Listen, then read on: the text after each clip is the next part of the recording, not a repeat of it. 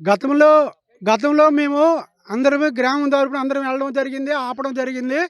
మళ్ళీ సరే బావుంది అనుకున్న టైంలో ఇప్పుడు మళ్ళీ దీన్ని సీక్రెట్‌గా ఈ నెలలో మళ్ళీ విశాఖపట్నంలో రిజిస్ట్రేషన్ జరుగుతదని బాగట మాకు కొంతమంది రెవెన్యూ అధికారుల ద్వారా తెలిసింది.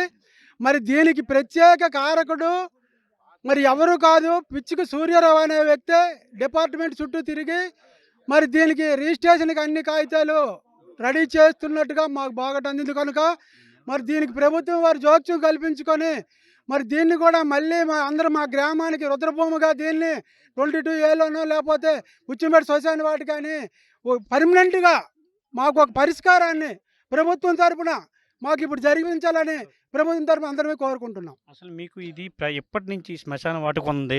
మీకు గతంలో దీన్ని అమ్మడానికి ఏమి ప్రయత్నం చేశారంటున్నారు. అప్పుడు రెవెన్యూ అధికారులు ఎవరు సపోర్ట్ చేశారు? హ్మ్.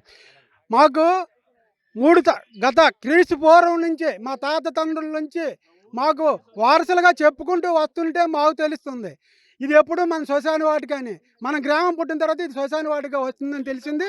మరి ఆ టైంలో మాకు వీఆర్ఓగా పనిచేస్తున్న వీఆర్ఓ ఆనంద్, మరి రికార్డ్ అసిస్టెంట్‌గా పనిచేసిన మూర్తి అనే ఒక వ్యక్తి మరి ఇప్పుడు ఉన్నాడో చనిపోయాడని తెలిసింది. మరి ఆళ్ళిద్దరూ ఒక కంబైన్డ్ అయ్యి మరి ఇది జిఎంఆర్ తరపున పక్కనే ఉందనే ఆలోచనతో దీన్ని కబ్జా చేసి మరి ఎవరిలో వారసులను సృష్టిద్దామనే ఆలోచన మీద సృష్టించడం జరిగింది.